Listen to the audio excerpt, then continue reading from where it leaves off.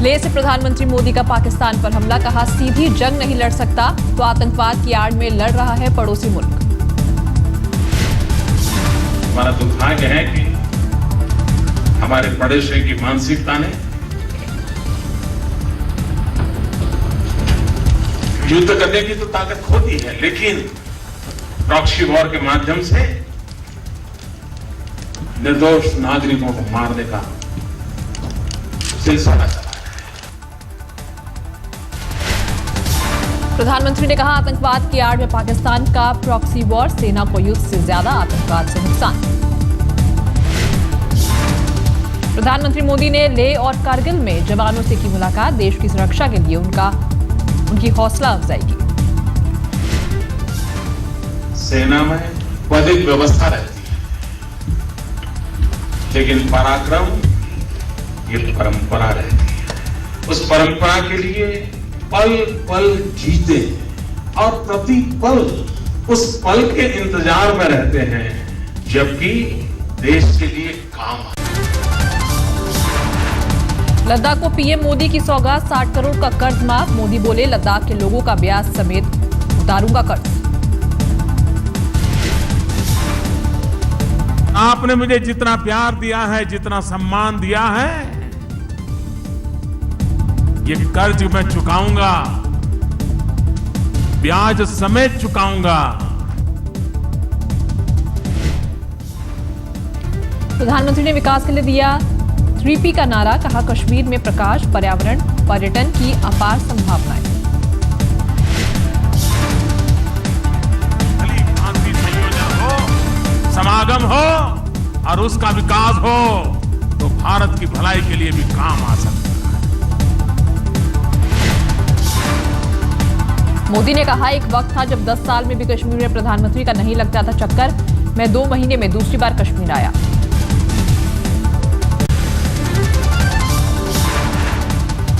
करगिल में प्रधानमंत्री मोदी ने भ्रष्टाचार के खिलाफ फूंका बिगुल, कहा ना खाऊंगा ना खाने दूंगा। हिंदुस्तान के हर कोने से भ्रष्टाचार जाना चाहिए कि नहीं जाना चाहिए। भाइयों बहनों, मैंने बिड़ा उठाया है और मेरा तो मंत्र रहा है न खाऊंगा न खाने दूंगा। करगिल पहुंचे प्रधानमंत्री मोदी ने क्षेत्र के विकास पर दिया जोर, कहा बिजली और फोन से नहीं छूटेगा कोई कोना। चाहे हवाई कनेक्टिविटी हो, रेल कनेक्टिविटी हो, रोड कनेक्टिविटी हो, टेलीकॉम कनेक्टिविटी हो, हर प्रकार से हिंदुस्तान का कोई कोना अछूत नहीं रहना चाहिए। लद्दाख में बदला पीएम मोदी का लिबास, पारंपरिक रंग में रंगे प्रधानमंत्री, लद्दाखी पहनावा।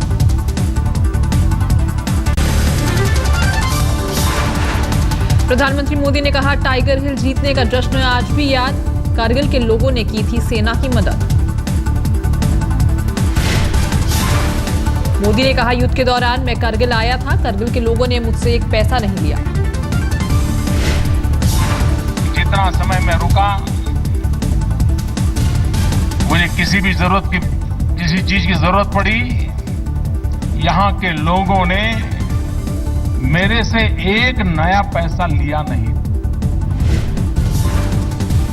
मोदी ने कहा जब मैं लेह और लद्दाख आता था तो गुजरात के लोग गोभी और आलू लेकर आने को कहते थे, मैं ढेर सारी गोभी और आलू लेकर जाता था। मेरा अपना तो लगेज बहुत कम रहता था, लेकिन जब मैं यहां से वापस जाता था तो ढेर सारा गोभी आलू यहां से लेके जाता था। सोनिया गांधी ने पहली बार मोदी सरकार पर बोला सीधा हमला, कहा नई सरकार आने के बाद सांप्रदायिक हिंसा की घटनाएं बढ़ी। कांग्रेस अध्यक्ष सोनिया गांधी ने कहा 11 हफ्ते में यूपी और महाराष्ट्र में सांप्रदायिक हिंसा के करीब 600 मामले। Incidents of communal violence, especially in some states of the north, like Uttar Pradesh, like Maharashtra, and some other states, have increased in the 11 weeks since the new government came to power. NDA के घटक दल शिवसेना का सोनिया पर पलटवार, कहा कांग्रेस सांप्रदायिक दंगों की चैंपियन। ये जो कांग्रेस वाले हैं ये सांप्रदायिक हिंसा के बादशाह हैं। सूत्रों के मुताबिक संसद सत्र बढ़ाने पर कल हो सकता है फैसला। सरकार संसदीय मामलों की समिति की बुला सकती है बैठक। संसदीय कार्य मंत्री वेंकैया नायडू ने कहा, जरूरी बिल पास नहीं हुए तो बढ़ सकता है बजट सत्र। 14 अगस्त को खत्म हो रहा है संसद का मौजूदा बजट सत्र। संसद में लटके हैं कई महत्वपूर्ण बिल।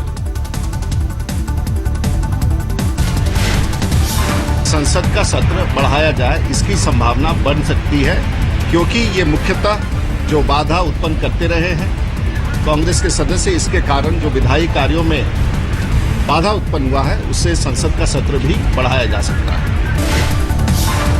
कांग्रेस प्रवक्ता अभिषेक मनु सिंघवी का बयान, थंबी दुरई को समर्थन करने के अलावा हमारे पास कोई चारा नहीं था।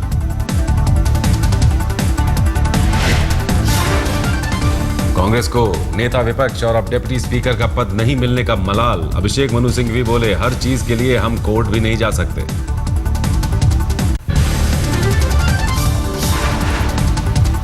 लंबे समय बाद सदन में दिखी रेखा, राज्यसभा की कार्यवाही में हिस्सा लेने पहुंची।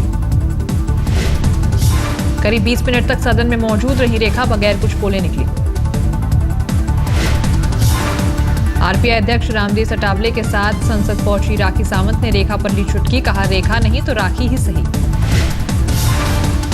राखी सावंत ने कहा, अगर आज रेखा संसद नहीं पहुंचती तो उनके बदले मैं ही उनकी हाजिरी लगा देती। बस मैं ये देखने आई थी कि रेखा जी आई हैं कि नहीं, और डेफिनेटली देखा कि इतने टाइम से रेखा जी राज्यसभा मेंबर हैं, आई नहीं थी, तो मैंने कहा चलो मैं पहुंच जाती हूँ, रेखा ने तो राखी सही। हाँ, तो बस ये मैं पहुंच गई। मैं लगा आज रेखा जी नीचे नहीं आएगी। जेडीयू नेता केसी त्यागी ने कहा, संसद में आकर रेखा अगर अपनी खूबसूरत शक्ल दिखा दें तो भी अच्छा। परफॉर्मेंस नहीं, कम से कम अपनी खूबसूरत शक्ल दिखा दे तो अच्छा है। कम से कम वो आती नहीं है, उनका कंटेम्प्ट है पार्लियामेंट के, और ये पार्लियामेंट के ये लोग बने भी नहीं। रेखा को लेकर पूछे सवाल पर बोले कांग्रेस नेता मधुसूदन मिस्त्री, कहा संसद से गैर हाजिर रहना ठीक नहीं। स्वतंत्रता दिवस पर महंगाई से मिल सकती है थोड़ी राहत, सूत्रों के मुताबिक पेट्रोल के घट सकते हैं दाम। सूत्रों की खबर, पेट्रोल की कीमतों में प्रति लीटर 2 से ढाई रुपए की हो सकती है कटौती। कटौती के बाद दिल्ली में पेट्रोल की कीमत 70 रुपए प्रति लीटर हो जाएगी। फिलहाल 1 लीटर पेट्रोल की कीमत 72 रुपए 51 पैसे।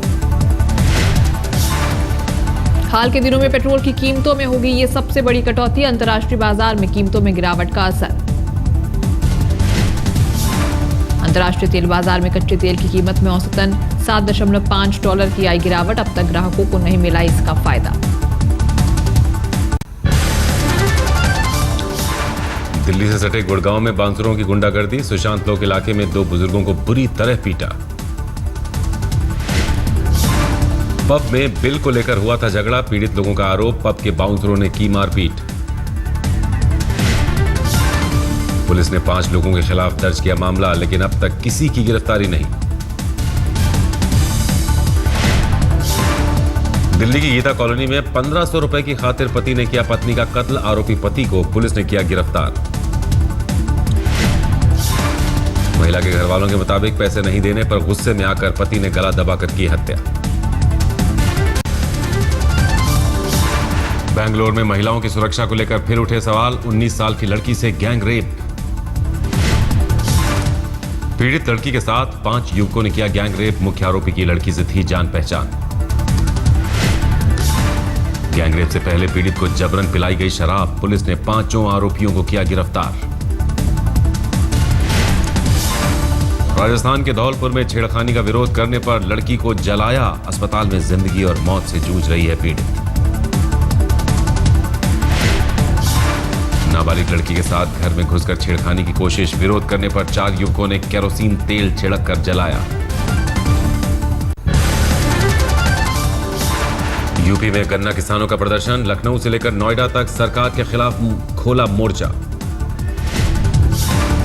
नोएडा में भारतीय किसान यूनियन ने चीनी मिल मालिकों के खिलाफ किया प्रदर्शन। अपनी मांगों को लेकर जमकर की नारेबाजी। ऋषिकेश में गंगा किनारे सतपाल महाराज का बना आश्रम सीज। हरिद्वार विकास प्राधिकरण ने की कार्रवाई। प्राधिकरण के मुताबिक गंगा से 200 मीटर के अंदर हो रहा था आश्रम का निर्माण। समर्थकों ने बताया साजिश।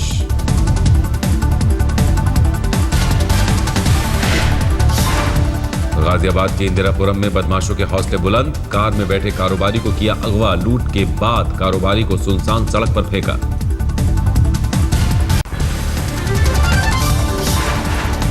बाबा विश्वनाथ की नगरी में उफान पर गंगा, पानी में डूब गए घाट और मंदिर।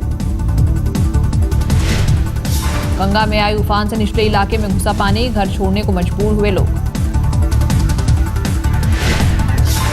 बाढ़ के चलते अंतिम संस्कार करना भी मुश्किल। मनकर्णिका घाट पर छतों पर किया जा रहा है अंतिम संस्कार। मनकर्णिका घाट पर पानी में चोटी तक डूबा मंदिर। शनिवार से लगातार बढ़ रहा है गंगा का जलस्तर। खतरे के निशान से कुछ ही नीचे है जलस्तर। प्रशासन हुआ अलर्ट। डीएम ने कहा सोचा था इस बार नहीं आएगी बाढ़। इस बार 15 खिलाड़ियों को मिलेंगे अर्जुन अवार्ड। क्रिकेट से आर अश्विन का चुनाव। बैडमिंटन के लिए वी दीजू के नाम का चुनाव। बॉक्सिंग के लिए जय भगवान को मिलेगा अवार्ड। अर्जुन अवार्ड के लिए पूर्व क्रिकेटर कपिल देव के नेतृत्व में बनी थी चयन समिति। सरकार को 15 नामों की भेजी गई सिफारिश। पीटीआई के मुताबिक इस साल किसी को नहीं दिया जाएगा खेल रत्न अवार्ड। इंग्लैंड में सड़क हादसे में बाल बाल बचे टीम इंडिया के पूर्व कप्तान सुनील गावस्कर। मैनचेस्टर से लंदन जाते समय उनकी गाड़ी की दूसरी गाड़ी से हुई टक्कर।